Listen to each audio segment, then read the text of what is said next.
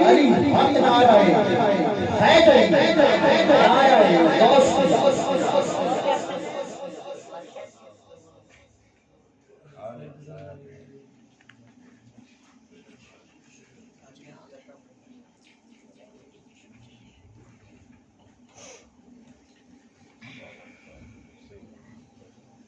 جتنے نوجوان ساتھی بالخصوص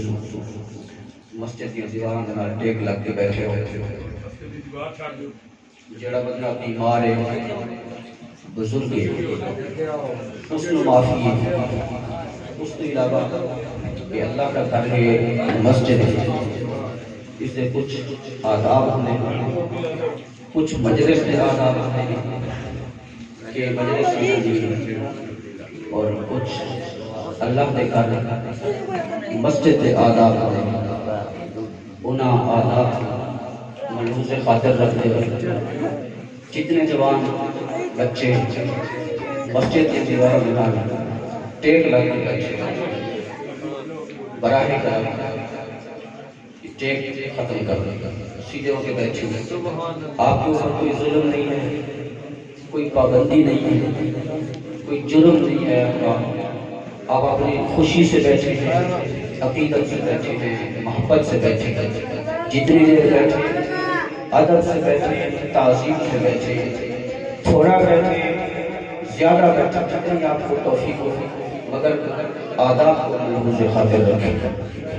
درود پاک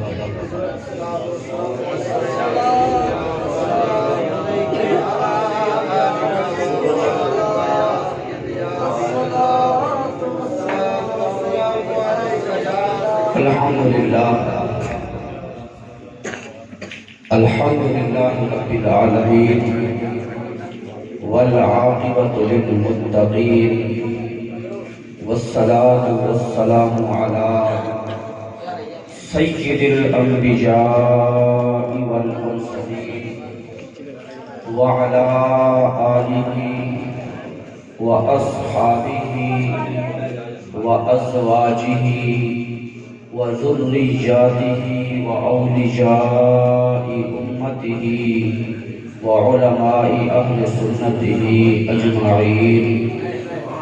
أما بعد فأعوذ بالله من الشيطان الرجيم بسم الله الرحمن الرحيم قال الله تبارك وتعالى في كلام المجيد والفرقان الحميد لقد من الله على المؤمنين إذ بعث فيهم رسولا من أنفسهم آمنت بالله صدق الله مولانا العظيم وصدق رسوله النبي الكريم وقال الله تبارك وتعالى في شان حبيبه مخبرا وآمرا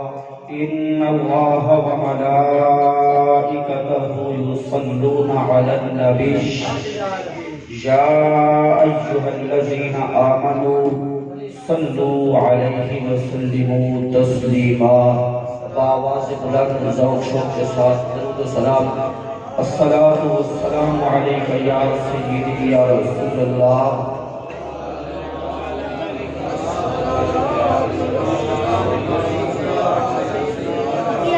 الصلاة والسلام عليك يا سيدي يا حبيب الله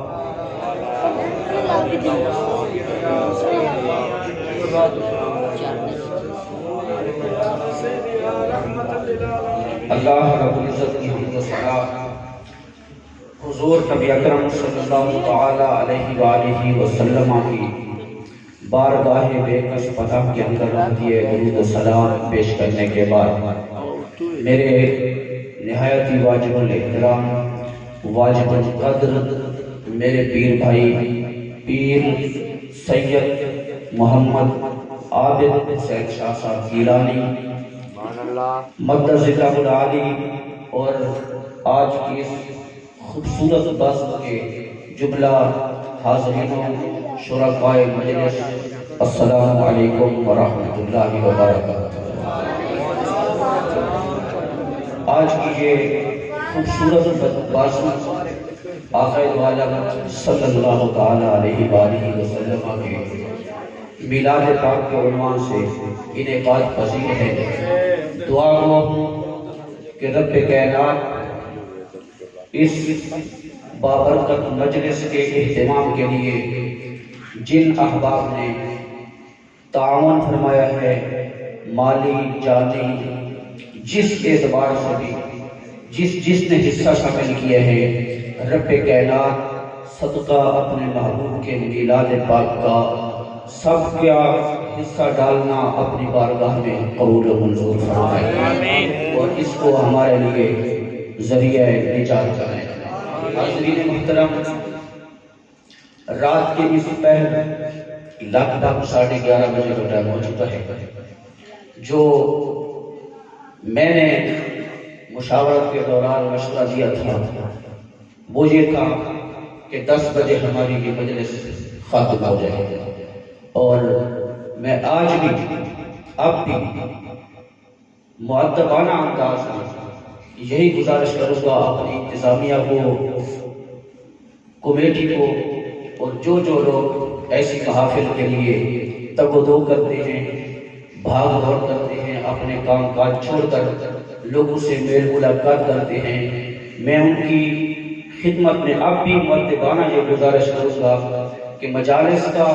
محافل کا ایسا اہتمام کریں کہ کوشش کریں مختصر محافل کا اہتمام کریں۔ جو محفل مختصر ہوتی ہے اس کا اثر زیادہ ہوتا ہے، اس کے اندر لوگوں کے جو مراد ہوتے ہیں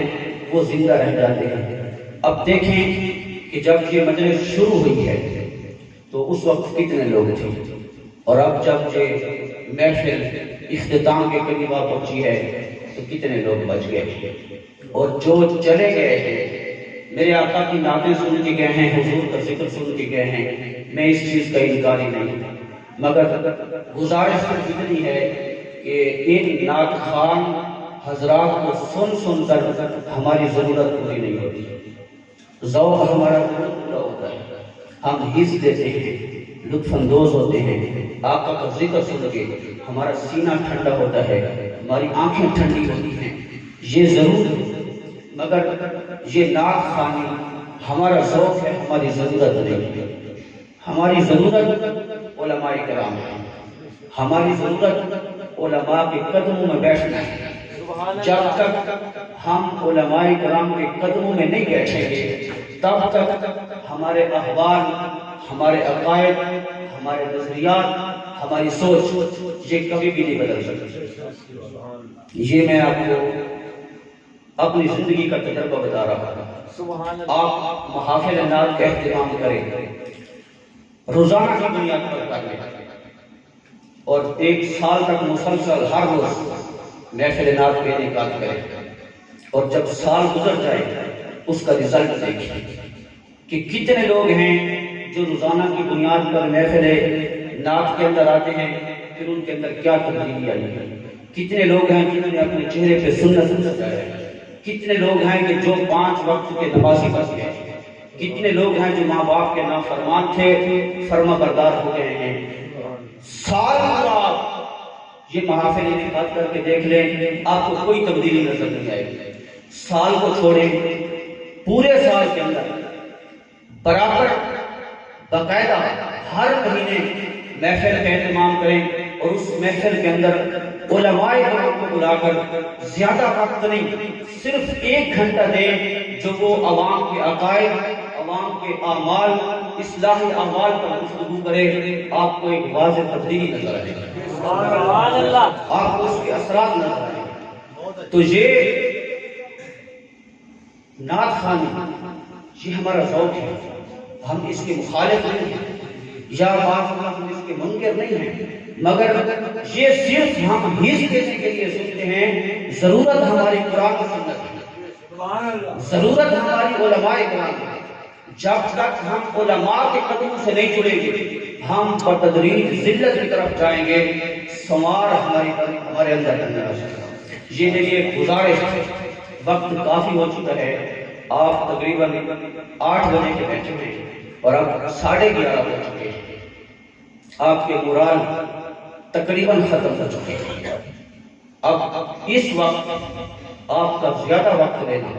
یہ میں مناسب نہیں سمجھتا، اور اللہ کا شکر ہے میں ہمیشہ اپنے ضمیر کو زندہ رکھتا ہوں۔ جو آج کل بازاری لوگ چل گئے ہیں، مارکیٹ میں عام مل جاتے ہیں، میں ان جیسا مزاج نہیں رکھتا۔ کہ اللہ کا شکر ہے کہ جب تک وقت نہ ملے تو کڑتے رہتے ہیں، بڑے بے چین بیٹھے ہوتے ہیں، اور جب وقت مل جائے تو پھر دوسروں کا لحاظ نہیں کرتے کہ اب ہماری باری لگ گئی ہے، ہم اپنا سینہ ٹھنڈا کر کے اٹھیں گے۔ یہ میرا مزاج نہیں ہے، اور یہ میرے آقا علیہ السلام کا فرمان ہے۔ میرے آقا نے فرمایا حکمت کی بات، علم کی بات ایسے لوگوں کے سامنے نہ کرو جنہیں حکمت اور علم کی بات کی قدر نہ کرو، اور اگر تم کرو گے تو میرے آقا نے فرمایا تم میرے دین کو سستا کر کے بیچو گے اور تم میرے دین کو بے قدر کرو گے۔ تو اللہ کا شکر ہے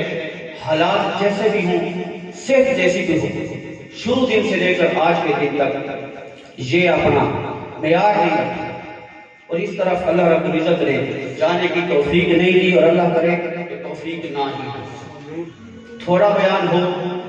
نہ بھی ہو کوئی مسئلہ نہیں ہے، مگر انسان کو اپنا ضمیر زندہ رکھنا ہے۔ یہ میری آپ سے چھوٹی سی گزارش ہے، وقت کافی ہو چکا ہے۔ جتنا میں نے اپنے ذہن میں ایک خاکہ بنایا تھا کہ میں اپنے ان اہل محلہ کی اصلاح کے لیے آقا علیہ السلام کی سیرت کی روشنی میں کیا کیا انہیں پیغام دوں گا، کیا کیا میں ان کے اندر تبدیلی لانے کی کوشش کروں گا، اور کیا کیا معاشرے کی خامیاں ہیں جنہیں میں ان کے سامنے رکھ کر ان سے مؤدبانہ گزارش کروں گا کہ آپ ایسے یہ خامیاں دور کریں۔ آپ کو میں اپنا سارا خاکہ نہیں آپ کے سامنے رکھ سکتا، صرف تھوڑی دیر کے لیے بس آپ کی توجہ کی ضرورت ہے، میں زیادہ وقت آپ کو نہیں دوں گا۔ میں نے آپ کے سامنے قرآن مجید فرقان حمید کی ایک آیت مقدسہ کا تھوڑا سا حصہ تلاوت کیا ہے، اس کا ترجمہ کرتا ہوں۔ آیت مبارکہ سے ایک نکتہ آپ کے سامنے رکھنا چاہتا ہوں۔ اللہ رب العزت نے ارشاد فرمایا لَقَدْ مَنَّ اللَّهُ عَلَى الْمُؤْمِنِينَ، کہ بے شک اللہ رب العزت نے مومنوں پر احسان فرمایا اِذْ بَعَثَ فِيهِمْ رَسُولًا مِنْ أَنفُسِهِمْ، کہ اللہ رب العزت نے ان میں اپنے رسول کو مبعوث فرمایا۔ آیت مبارکہ کے اندر اللہ رب العزت نے فرمایا کہ بے شک اللہ رب العزت نے اہل ایمان پر احسان فرمایا۔ کیا فرمایا؟ احسان فرمایا۔ اللہ رب العزت نے احسان کیا بھی ہے اور پھر اس احسان کو جتایا بھی ہے۔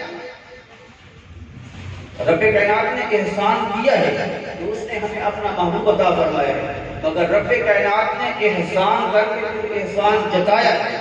کہ میں نے تم پر احسان کیا ہے کہ میں نے تم میں اپنا عظیم رسول مبعوث فرمایا۔ تو احسان کر کے پھر احسان جتانا یہ اللہ رب العزت کو بالکل ناپسند ہے۔ اللہ رب العزت اس چیز کو پسند نہیں کرتا کہ کوئی کسی کے ساتھ بھلائی کرے، احسان کرے، پھر اس کو احسان جتائے۔ رب کائنات اس سے منع کرتا ہے، مگر رب کائنات نے خود احسان کر کے احسان جتایا کہ میں نے تم پر احسان کیا، احسان جتایا، احسان کیا بھی ہے، احسان جتایا بھی ہے۔ حالانکہ اللہ رب العزت احسان جتلانے کو پسند نہیں فرماتا۔ قرآن مجید میں رب کائنات نے فرمایا ہے یا ایھا الذین آمنوا، اے ایمان والو، لا تبطلوا صدقاتکم بالمن والعذا، اپنے صدقات احسان جتلا کر ضائع نہ کیا کرو۔ یعنی جب تک کسی غریب کو، کسی مسکین کو، کسی حاجت مند کو کچھ دے دو تو پھر اس کو احسان جتلا کر اپنے صدقے کو ضائع نہ کرو۔ جب کوئی کسی کی مدد کرے اللہ کی رضا کے لیے یہ باعث اجر ہے، مگر جب اس کو اس کے اوپر تانا دے اور احسان جتلائے، احسان جتلانے کے بدلے اس کے صدقے کا اس کے خرچ کا ثواب ختم ہو جاتا ہے۔ تو رب کائنات نے فرمایا کہ ایمان والو صدقات دے کر احسان جتلا کر اپنے صدقات کو ضائع نہ کیا کرو۔ اور میرے آقا علیہ الصلوۃ والسلام نے فرمایا ثلاثۃ لا يدخلون الجنہ، تین قسم کے لوگ ایسے ہیں جو جنت میں نہیں جائیں گے۔ تین قسم کے لوگ ایسے ہیں جو جنت میں نہیں جائیں گے۔ العاق لوالدیہ، پہلا وہ بدبخت شخص جو ماں باپ کا نافرمان ہے۔ والمدمن علی الخمر، دوسرا وہ بد نصیب کہ جو عادی شراب کا نوش ہے، جو شراب کا عادی ہے۔ والمنان بما آتا، اور تیسرا وہ شخص کہ جو کسی پر احسان کرے پھر احسان جتلائے۔ تو یہ احسان جتلانا اتنا بڑا جرم ہے کہ رب کائنات کے محبوب نے فرمایا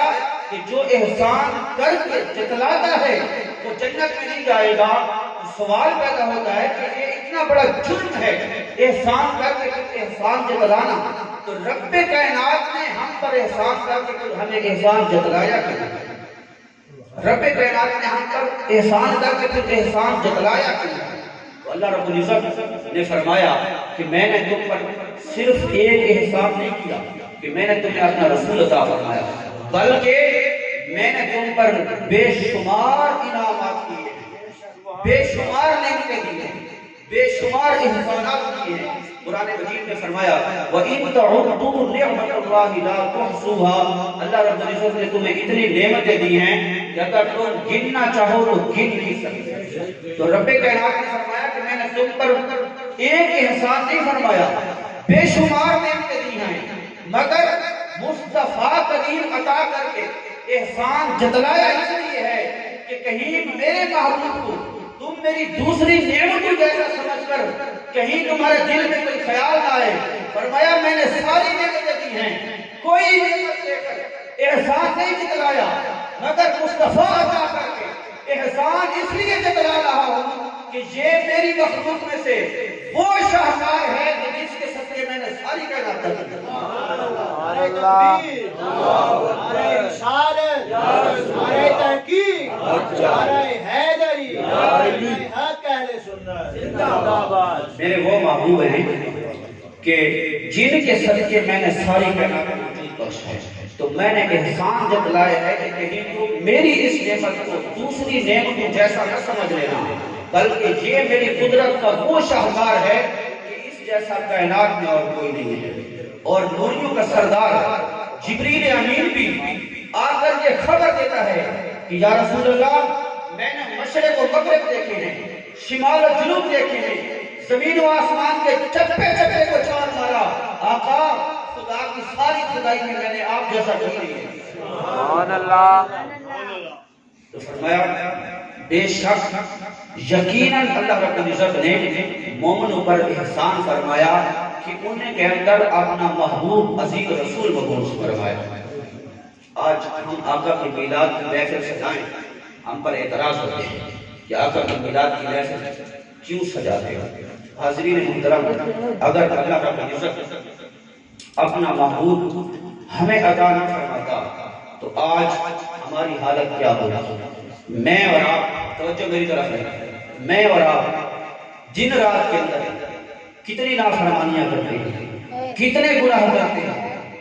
مگر اس کے باوجود کبھی اللہ رب العزت نے ہمارا رزق بند نہیں کیا، ہم سے اپنی نعمتیں نہیں روکی، حتیٰ کہ ہم دن رات اس کی نافرمانی کرتے ہیں، مگر آج بھی ہماری شکلیں محفوظ ہیں، اس نے ہماری شکلیں نہیں بدلی۔ یہ اس کا فضل ہے۔ اس نے قرآن مجید میں فرمایا ہے فَلَوْلَا فَضْلُ اللَّهِ عَلَيْكُمْ وَرَحْمَتُهُ، اگر تم پر اللہ کا فضل اور اس کی رحمت نہ ہوتی لَكُنْتُمْ مِنَ الْخَاسِرِينَ، تم خسارہ اٹھانے والوں میں سے تھے۔ وہ خسارہ اٹھانے والے کون ہیں؟ بنی اسرائیل کہ اللہ رب العزت نے انہیں جمعے کا دن عطا فرمایا کہ یہ تمہارے لیے قابل تعظیم دن ہے، اس دن میں عبادت کر کے میرا قرب حاصل کرو۔ مگر بنی اسرائیل نے، یہود نے جمعے کے دن کی عظمت کو فراموش کر کے انہوں نے ہفتے کے دن کی تعظیم اپنے اوپر لازم کر دیا۔ رب کائنات نے جمعے کا دن عطا فرمایا، انہوں نے جمعے کے دن کو چھوڑ کر ہفتے کے دن کی تعظیم ادب احترام کرنا شروع کر دیا۔ جب وہ حد سے تجاوز کرنے لگے اور ہفتے کے دن کو پسند کرنے لگے، رب کائنات نے ان پر امتحان ڈال دیا اور انہیں آزمائش میں مبتلا کر دیا۔ آزمائش کیا تھی؟ رب کائنات نے فرمایا میں نے تمہیں جمعہ عطا فرمایا ہے، تم نے ہفتے کو پسند کیا ہے، اب تم پر لازم ہے کہ ہفتے کے روز تم نے دنیا کا کوئی کام نہیں کرنا، تم نے کوئی کام کاج نہیں کرنا، تم نے دنیا کی کوئی مصروفیت نہیں کرنی، بس صرف میری عبادت کرنی ہے یا فارغ ہو کے بیٹھا رہنا ہے، تمہیں کسی کام کرنے کی اجازت نہیں ہے، جو کام تم کرو گے وہ تمہارے لیے حرام ہے۔ یہ ان کا جرم ہے کہ وہ ہفتے کے دن کو چھوڑ کر جمعے کے دن کو چھوڑ کر ہفتے کے دن کی تعظیم کرنے لگے۔ رب کائنات نے انہیں امتحان میں ڈالا۔ اب بنی اسرائیل کی ایک بستی ہے، سمندر کے کنارے رہتی ہے، ہفتے کے دن کوئی کام کرنے کی اجازت نہیں ہے۔ بنی اسرائیل کی اس بستی کے لوگ دیکھتے ہیں کہ جب ہفتے کے دن کی حرمت آ گئی ہے، ہفتے کا دن رب نے ہمارے لیے امتحان بنا دیا ہے، سمندر کے کنارے بسنے والے جب ہفتے کا دن ہوتا پورے سمندر کی مچھلیاں سطح آب پر آ کے تیرتی اچھلتی کودتی، مگر انہیں اجازت نہ تھی کہ مچھلیاں پکڑیں۔ جب ہفتے کا دن گزر جاتا مچھلیاں غائب ہو جاتی۔ رب کائنات نے بنی اسرائیل کو اس امتحان میں مبتلا کیا کہ اب تم زندگی بھر مچھلی کھانے کو ترس جاؤ، اور بنی اسرائیل ترس رہے۔ جب ترس رہے اور مچھلی کھانا نصیب نہ ہوا، ہفتے کے دن کو دیکھتے بے شمار مچھلیاں ہیں، چھوٹی بڑی ہر رنگ نسل کی ہیں، مگر اجازت نہیں ہے، اور جب اجازت نہیں آتے ہیں مچھلیاں غائب ہو جاتی ہیں۔ بنی اسرائیل نے ایک جرم کیا، ایک گناہ کیا، ایک رب کی نافرمانی کی۔ انہوں نے یہ تدبیر سوچی، یہ ہیلا سوچا کہ ایسا کرتے ہیں ہفتے کے دن آنے سے پہلے جمعے کے دن سمندر کے اندر دریا کے اندر جال لگا دیتے ہیں، کنڈے لگا دیتے ہیں، اور دریا سے سمندر سے چھوٹے چھوٹے نالے بنا کر دور جا کے گڑھا بنا لیتے ہیں، حوض بنا لیتے ہیں۔ مچھلیاں آئیں گی ہفتے کے دن، کوئی کنڈے میں پھنس جائے گی، کوئی جال میں پھنس جائے گی، کوئی نالے کے ذریعے گزرتی ہوئی حوض میں جا کے بند ہو جائے گی۔ جب ہفتے کا دن گزر جائے گا، اتوار کا دن آئے گا، ہم پکڑ لیں گے اور ہم کہیں گے کہ ہم نے تو ہفتے کے دن شکار نہیں کیا۔ شکار تو ہفتے کے دن ہی ہو رہا ہے، مچھلیاں تو ہفتے کے دن ہی آ رہی ہیں، مگر وہ ہیلا کیا کر رہی ہیں، بہانے کیا تلاش کر رہے ہیں کہ ہم نے ہفتے کے دن تو شکار نہیں کیا۔ اتنا جرم ہوا، قرآن واضح الفاظ میں کہہ رہا ہے صرف ایک جرم ہوا، رات کو سوئے کوئی انسان تھے، جب صبح اٹھے تو کوئی بندر بن چکے تھے، کوئی خنزیر بن چکے تھے۔ صبح سوئے، رات کو سوئے ہیں، شکل انسانی ہے، مگر جب صبح اٹھتے ہیں کئی بندر بن چکے ہیں، کئی خنزیر بن چکے ہیں۔ حاضرین محترم، بنی اسرائیل ایک جرم کریں، بندر و خنزیر بن جائیں، میں اور آپ دن رات رب کی نافرمانی کریں، رب کے رسول کی نافرمانی کریں، ہر وقت گناہ میں مبتلا کر رہے ہیں۔ میری اور آپ کی اگر شکل نہیں ملتی تو یہ صدقہ ہے آمنہ کے رات کا، یہ صدقہ ہے میرے آقا کریم کا، جس محبوب کے صدقے رب نے ہماری شکلیں سلامت رکھی ہیں، ہمارے اعضاء وجود سلامت رکھے ہیں، رب کائنات نے ہمارے گناہوں پہ پردے ڈال کے رکھے ہیں۔ اس محبوب کے میلاد کی ہم خوشی نہ منائیں تو اور کیا کریں؟ اس محبوب کے میلاد کی ہم خوشی نہ منائیں تو کیا کریں؟ وہ محبوب رسول جس کو اللہ رب العزت نے فرمایا وَمَا أَرْسَلْنَاكَ إِلَّا رَحْمَةً لِّلْعَالَمِينَ، محبوب میں نے تجھے ساری کائنات کے لیے رحمت بنا کے بھیجا ہے، آپوں کے لیے بھی رحمت بنا کے بھیجا ہے، بیگانوں کے لیے بھی رحمت بنا کے بھیجا ہے۔ آپوں کے لیے میرے آقا سراپا رحمت ہے، بیگانوں کے لیے کیسے رحمت ہے؟ بات ختم کرنے کی طرف لے جا رہا ہوں، اصول برکت کی خاطر صرف ایک بات کر کے میں بات کو ختم کرنے لگا ہوں۔ بیگانوں کے لیے میرے آقا کیسے رحمت ہے؟ فتح مکہ کی تاریخ اٹھی، جب میرے آقا علیہ السلام ہجرت فرما کر مدینہ طیبہ کی طرف جانے لگے تو اس رات میرے آقا سیدنا صدیق اکبر رضی اللہ تعالیٰ عنہ کی معیت میں شہر مکہ سے باہر نکل کر ایک بلند جگہ پہ کھڑے ہو کر اللہ کے گھر بیت اللہ کو دیکھ کر میرے آقا کی آنکھیں برس رہی ہیں، حضور رو رہے ہیں اور میرے آقا فرما رہے ہیں اے کعبہ خدا کی عزت کی قسم تو مجھے سب سے زیادہ پسند تھا، اے شہر مکہ میں تیرے اندر رہنا سب سے زیادہ پسند کرتا تھا، مگر میری قوم نے مجھے مجبور کر دیا ہے، میں شہر مکہ سے نکالا چاہتا ہوں۔ حضور ہجرت کر مدینہ طیبہ تشریف لے گئے، وقت گزرتا گیا حتیٰ کہ 8 ہجری کا سال آ گیا۔ جب 8 سال گزر گئے، 8ویں سال میرے آقا علیہ السلام فتح مکہ کا موقع پر مکہ شریف کے اندر جلوہ افروز ہوتے ہیں، کعبہ کے صحن میں، کعبہ کی چھت پر، کعبہ کے ارد گرد مضافات میں 360 بت رکھے ہوئے ہیں۔ میرے آقا کعبہ کے اندر جب تشریف لے جاتے ہیں، صحن کعبہ کے اندر بتوں کو صاف کرتے ہیں، کعبے کو بتوں سے صاف کر کے کعبے کا دروازہ کھول کے، اور اس دن جن لوگوں نے میرے آقا کو مکے سے نکال دیا تھا مجبور کر کے، ظلم و جبر کر کے، فتح مکہ کے دن تمام سرداران مکہ، تمام قریش مکہ اور تمام مکہ کے باسی میرے آقا کے سامنے مجبور اور بے بس ہو کے کھڑے تھے۔ میرے آقا فاتحانہ انداز میں اللہ کے گھر بیت اللہ کے دروازے پہ کھڑے ہو کر ان لوگوں سے مخاطب ہو کے فرماتے ہیں جنہوں نے مجبور کر کے مصطفیٰ کریم کو مکے سے نکالا تھا، جب مصطفیٰ مکے سے نکلے میرے آقا کی آنکھیں برس رہی تھی، ان مجرموں سے میرے آقا نے مخاطب ہو کر فرمایا اے اہل مکہ ذرا اتنا تو بتاؤ آج مجھ سے کیا توقع رکھتے ہو، مجھ سے کیا امید رکھتے ہو، کن سے پوچھ رہے ہیں؟ یہ وہ لوگ ہیں میرے آقا اپنے غلام بلال کے ظلم بھول نہیں گئے تھے، یہ وہ لوگ ہیں جو حضرت بلال حبشی کو گلے کے اندر رسی ڈال کر جانور کی طرح شہر کے اوباش لفنگے لوفر لڑکوں کے ہاتھ میں دے دیتے ہیں، جو سارا دن حضرت بلال کی بے حرمتی کرتی ہے۔ میرے آقا وہ دن بھول نہیں گئے تھے جب بلال کو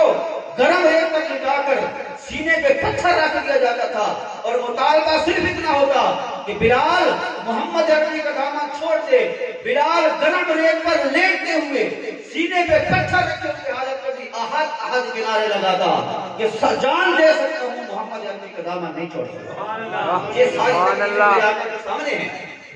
میرے آقا کے سامنے ہے۔ وہ 3 سال کی میرے آقا کو یاد ہے کہ جب اہل مکہ نے 3 سال میرے آقا سے بائیکاٹ کیا اور سوشل بائیکاٹ کیا، ہر شخص اہل مکہ کو حکم دے دیا، گنتی کے چند لوگ مسلمان ہیں، وہ حضور کے صحابہ اور میرے آقا شیب ابی طالب میں محصور ہو کر رہ گئے ہیں، اور سارے اہل مکہ نے یہ ایک دوسرے کو کہا کہ خبردار کوئی ان مسلمانوں سے لین دین نہ کرے، کوئی ان کی مجلس میں نہ جائے، کوئی ان کی بیمار کسی نہ کرے، کوئی ان سے نفع نقصان کوئی تعلق نہ رکھے۔ وہ 3 سال میرے آقا نے اسی مکہ میں گزارے تھے، اور صحابہ اکرام فرماتے ہیں جب شیب ابی طالب میں ہم محصور تھے، ہماری حالت یہ تھی کہ بھوک سے ہمارے پیٹ کمر سے مل گئے اور انتظار کرتے مولا آندھی چلا، ہوا چلا، جب تیز ہوا چلتی، آندھی چلتی، خشک چمڑے کا کوئی ٹکڑا اگر شیب ابی طالب میں آ جاتا ہم پانی میں ڈبو کے وہی کھا لیتے۔ سبحان اللہ۔ وہ دن میرے آقا نے اسی مکہ میں گزارے،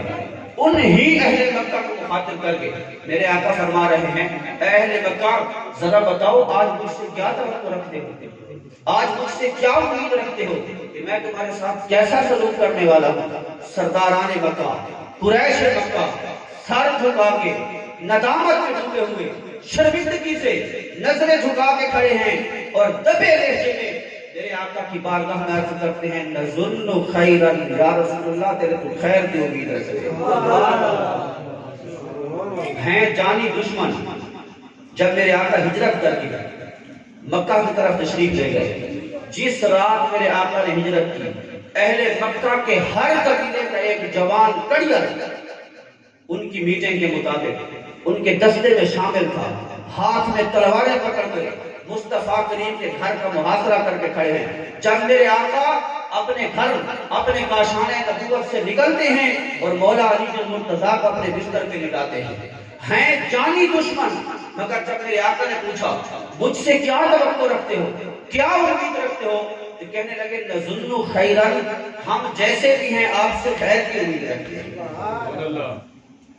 یہ ہے شان رحمت للعالمین، آپ سے خیر کی امید رکھتے ہیں۔ نبی چن کریم، تو کریم نبی ہے، وَأَخٌ کریم، تو کریم بھائی ہے، وَابْنُ أَخٍ کریم، اور تو کریم بھائی کا بیٹا ہے۔ آج تیرے کرم کی امید لگا کے کھلوتے کہے ہیں اور کہتے ہیں وَقَدْ قُدِرْتَ، آج ہم نے اپنی آنکھوں سے دیکھ لیا ہے، رب کائنات نے ساری قدرت نے آج تیرے ہاتھ میں رکھ دی ہے۔ آج رب کائنات نے سارے اہل مکہ کا مالک و مختار تیرے ہاتھ میں اختیار دے دیا ہے۔ آج ہماری زندگی کا مالک بھی تو ہے، موت پر قادر بھی تو ہے، چاہے تو ہماری گردنیں اڑا دے، مگر ہم تجھ سے خیر کی امید رکھتے ہیں۔ اس وقت میرے آقا کے کسی صحابی نے یہ شعر پڑھا کہ آج ہم اہل مکہ سے چن چن کر اپنے مطالبہ بدلہ لیں گے۔ میرے آقا نے فرمایا نہ، آج بدلہ لینے کا دن نہیں ہے، آج مصطفیٰ کریم کی رحمت کے بادل برسنے کا دن ہے۔ میرے آقا نے فرمایا یا معشر قریش، اے اہل قریش، آج زمانہ جاہلیت کی ہر رسم تم سے دور ہو گئی ہے، آباء و اجداد پر فخر کرنا ختم ہو گیا ہے، اور میرے آقا نے فرمایا آج میں تم سے وہی بات بولوں گا جو میرے بھائی یوسف نے اپنے بھائیوں سے بات کی تھی کہ لا تثریب علیکم الجوم، آج تم سے کوئی مواخذہ نہیں ہے، کوئی بدلہ نہیں لیا جائے گا، کوئی تم سے مطالبہ نہیں ہے، بلکہ یغفر اللہ لکم، جاؤ اللہ تمہیں معاف کرے، وہو ارحم الراحمین، اور وہ بڑا رحیم کریم رب ہے۔ میرے آقا نے اہل مکہ کو مخاطب کر کے فرمایا اذهبوا وانتم الطلقاء، جاؤ آج تم آزاد ہو، آج تم سے بدلہ نہیں لیا جائے گا۔ اور یہ میرے آقا کی شان رحمت للعالمین ہے، بدلہ لینا تو دور کی بات ہے، اس دن بھی اپنے جانی دشمنوں کو مصطفیٰ کریم عطا کر انہیں نواز رہے ہیں۔ جو کلیل بردار تھا کعبے کا، جس کے پاس کعبے کی چابی تھی، عثمان بن طلحہ، ہجرت سے پہلے ایک دن میرے آقا کریم صحن کعبہ میں آئے، اور اہل عرب کا، اہل مکہ کا یہ طریقہ تھا، یہ دستور تھا کہ ہفتے میں 2 دن کعبے کا دروازہ کھول دے اور ہر شخص اندر جانے کی اجازت ہو۔ سوموار کے دن بھی کعبے کا دروازہ کھول دے، جمعرات کے دن بھی کعبے کا دروازہ کھول دے، اور مکہ کے ہر مشرک، ہر کافر، ہر بت پرست کو کعبے کے اندر جانے کی اجازت ہوتی۔ عثمان بن طلحہ اپنے ایمان لانے کے بعد اپنا واقعہ خود بیان کرتے ہیں، فرماتے ہیں کہ ایک مرتبہ ایسا ہوا، میں نے کعبے کا دروازہ کھولا اور ہر مشرک بت پرست کافر کو کعبے کے اندر جانے کی اجازت ہے، اتنی دیر میں میرے آقا قریب بھی آ گئے تاکہ میں بھی اللہ کے گھر کعبہ اللہ کے اندر داخل ہو سکوں۔ عثمان بن طلحہ کہتے ہیں میں اس وقت کافر تھا، میں اس وقت اسلام کا دشمن تھا، مصطفیٰ کریم سے مجھے سخت نفرت تھی، میں نے اپنے آقا کو، میں نے تاجدار کائنات کو روک لیا دروازے پر کہ خبردار، ہر شخص کعبے کے اندر جا سکتا ہے، اے محمد تو نہیں جا سکتا، ہر شخص جا سکتا ہے، اے محمد تو نہیں جا سکتا۔ میرے آقا علیہ الصلوۃ والسلام حضرت عثمان بن طلحہ فرماتے ہیں میں نے حضور کی شان میں گستاخی کی ہے، نازیبہ جملے کہے ہیں، میں نے غصے کا اظہار کیا ہے، میرے کریم آقا سب کچھ سن رہے ہیں، اور سن کر میرے آقا مسکرا رہے ہیں، حضور کی پیشانی پہ بل بھی نہیں آتا، اور جب اس نے اپنے غصے کو ٹھنڈا کر دیا اور خاموش ہوا، میرے آقا نے فرمایا یا عثمان، اے عثمان، لعلک سترضا، لعلک سترا ھذا المفتاح یوما بیدی ادعوہ حیث شئت، اے عثمان وہ دن کیسا ہوگا جب یہ کعبے کی چابی میرے ہاتھ میں ہوگی، میں جس کو چاہوں گا اس کو دوں گا۔ سبحان اللہ۔ کعبے کی چابی کا میں مالک ہوں گا، کعبے کی چابی میرے ہاتھ میں ہوگی، میرے اختیار میں ہوگی، میں جس کو چاہوں گا عطا کروں گا۔ عثمان بن طلحہ کہتا ہے جب سرکار نے فرمایا کہ کعبے کی چابی میرے پاس ہوگی، میں نے کہا کہ آپ قریش اس دن مر جائیں گے، قریش اس دن ختم ہو جائیں گے، قریش اس دن ذلیل ہو جائیں گے، میرے آقا نے وہ تاریخ ساز جملے ارشاد فرمایا بل عملتا یوم معزز، اس دن قریش مار دی جائیں گے بلکہ حقیقی زندگی پا جائیں گے، اس دن قریش ذلیل نہیں ہوگے بلکہ عزت پا جائیں گے۔ وقت آ گیا، فتح مکہ ہو گیا، اب کعبے کی چابی میرے آقا علیہ الصلوۃ والسلام سینے کعبہ میں آئے، عثمان کو آواز دی چابی لے آؤ۔ پہلے تو سب کچھ کہتا تھا، اب جب دیکھا میرے آقا 10,000 کا لشکر لے کر آئے ہیں اور آج اگر انکار کرتا ہوں تو گردن اڑا دی جائے گی، دوڑتا ہوا گیا اور آ کر کعبے کی چابی میرے آقا کے ہاتھ پہ رکھی۔ میرے آقا نے حضرت عثمان کو دیکھا اور حضور نے مسکرا کے فرمایا عثمان وہ دن یاد ہے، عثمان وہ دن یاد ہے جب میں نے کہا تھا کہ میں کعبہ کے اندر جانا چاہتا ہوں، تو نے مجھے روکا تھا اور میں نے کہا تھا کعبے کی چابی ایک دن میرے پاس ہوگی، میں اس کا مالک و مختار ہوں گا، جس کو چاہوں گا دوں گا۔ اس دن تو نے کہا تھا کہ کیا قریش اس دن مر جائیں گے، قریش اس دن ذلیل ہو جائیں گے، وہ دن یاد ہے؟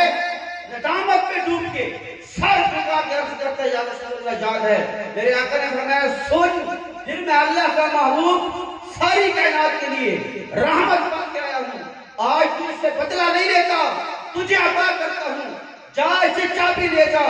آج کے بعد قیامت کے دن تک یہ چابی تیرے پاس رہے گی، تیری آل کے پاس رہے گی، قیامت تک تجھ سے یہ چابی کوئی نہیں چھین سکتا۔ جس محبوب کو رب کائنات اتنا رحیم بنا کے بھیجے، اتنا کریم بنا کے بھیجے، اس محبوب کے میلاد کے دن آئیں اور ہم انہیں بھول جائیں، یہ وفا کا تقاضا نہیں ہے، یہ وفا کا تقاضا نہیں ہے۔ اور حاضرین محترم، وقت اجازت نہیں دیتا، میرے آقا کی جو عطائیں اس وقت تھیں، مصطفیٰ کی بارگاہ کی خیرات آج بھی بٹ رہی ہے،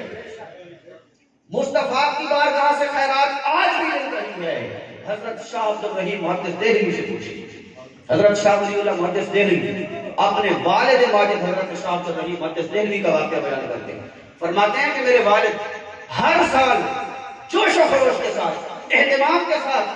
محافل میلاد کا انعقاد کرتے ہیں۔ ایک سال ایسا بھی آیا کہ غربت چھا گئی، تنگدستی کا عالم ہے، ہاتھ میں کچھ نہیں ہے۔ شاہ عبد الرحیم محدث دہلوی میرے آقا کا غلام ہر سال باقاعدگی کے ساتھ میرے آقا کا میلاد منانے والا پریشان ہے،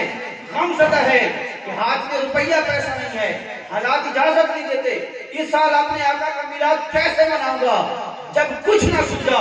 چاند ٹکے تھے، چند پیسے تھے، بازار میں جا کر تھوڑے سے بھنے ہوئے چنے خریدے، میرے آقا کے میلاد کے نام پہ لوگوں میں تقسیم کر دیے اور سارا دن اداس رہا، پریشان رہا کہ اس سال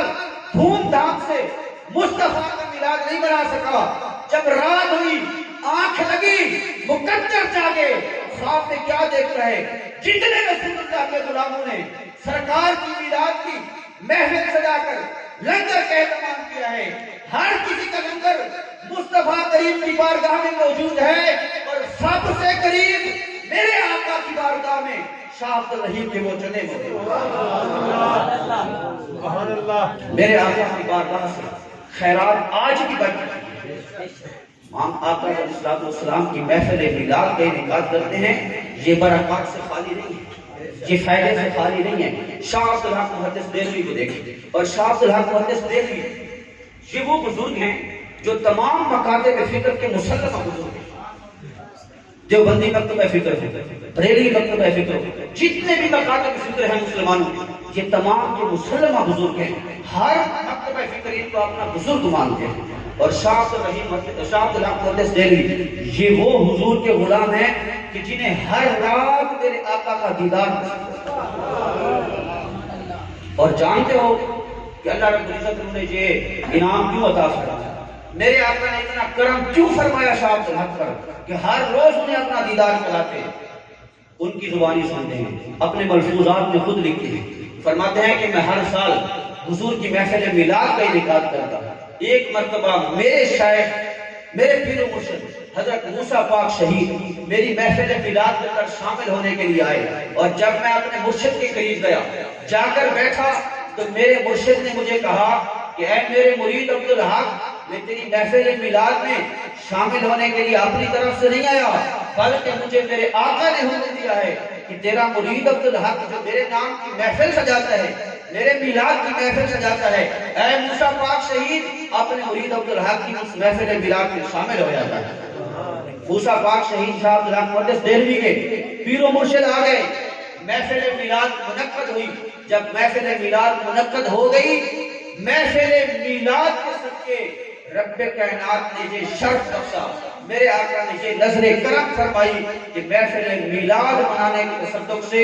رب کائنات کے محبوب ہر رات شاہ عبدالحق مقدس دہلوی کو اپنا دیدار آتا ہے۔ یہ میرے آقا کی میلاد کی محفل برکات سے خالی نہیں ہے، یہ فوائد سے خالی نہیں ہے، اور علماء کرام نے، بزرگان دین نے، اور بزرگان دین یہ نہیں جو آج ہیں، آج تو الحمدللہ جو مانتے ہیں جو نہیں مانتے وہ منکر ہیں۔ میں اس وقت کے بزرگان دین کی بات کر رہا ہوں کہ جب یہ مکاتب فکر تھی، یہ تیسری، دوسری، تیسری، چوتھی صدی ہجری کے محدثین اور علماء کرام کی بات کر رہا ہوں۔ انہوں نے یہ اپنی کتابوں میں لکھا ہے کہ جس شخص کو کوئی حاجت ہو، کوئی طلب ہو اور اس کی حاجت پوری نہ ہو رہی ہے، وہ میرے آقا کے میلاد کی محفل سجائے، اللہ کی بارگاہ میں درخواست کرے، رب کائنات جلدی کو۔ اور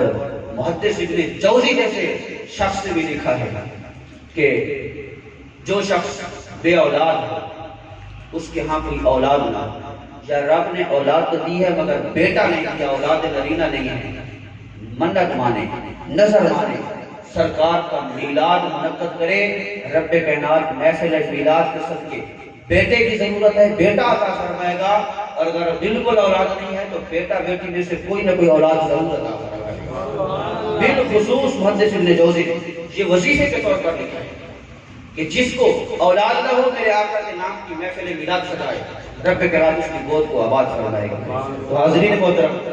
وقت کی قلت آپ کے سامنے ہے، باتیں بہت ہیں کرنے کے لیے، مگر میں جتنے جوانوں نے، بزرگوں نے اس آج کی اس کالج کے اندر، محفل کے اندر اپنا حصہ شامل کیا ہے، تقدو کی ہے، بالخصوص میرے محترم دوست ڈاکٹر غلام عباس سیالوی صاحب اور نوجوانوں میں سے منور کھیچی صاحب نے بڑی تقدو کی ہے، محنت کی ہے، اللہ کے گھر کو سجایا ہے، اور جن دوستوں نے، بزرگوں نے اس محفل پاک کے اندر دامے، درمے، قدمے، سکھنے، پھیلے جس طرح بھی حصہ لیا ہے، رب کائنات ہر کی کوشش و کاوش اپنی بارگاہ قبول و منظور فرمائے۔ اللہ تبارک و تعالی آج کی یہ ہماری مجلس ہمارے لیے ذریعہ نجات بنائے، آمین۔ وما علیہ الا البلاغ۔ کھڑے ہو کر درود